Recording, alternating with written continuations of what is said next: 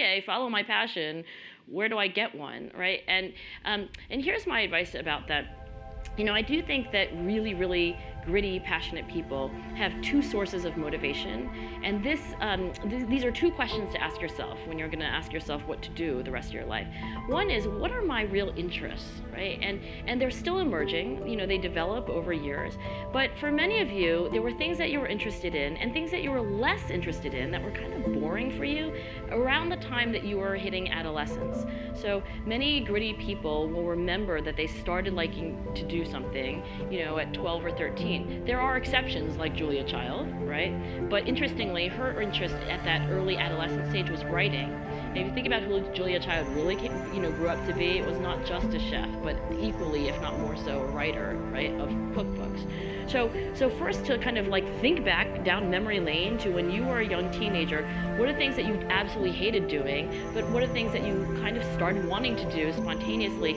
That's a clue, right? That's a thread. The second major motivational drive of passion is purpose, importance. It really is almost moral for some people. It's like, what is the greater mission that my work serves? And if you think about your values, right, it can be, I really want to help people become their best selves, or, I really care about the environment. I mean, whatever it is that is for you a value that you think is deeply meaningful and isn't going to change, if you can follow that and figure out where it overlaps with interests.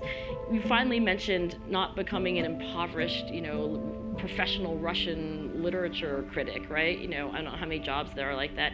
You probably do need a third circle, which is reality, right? And trying to make a living.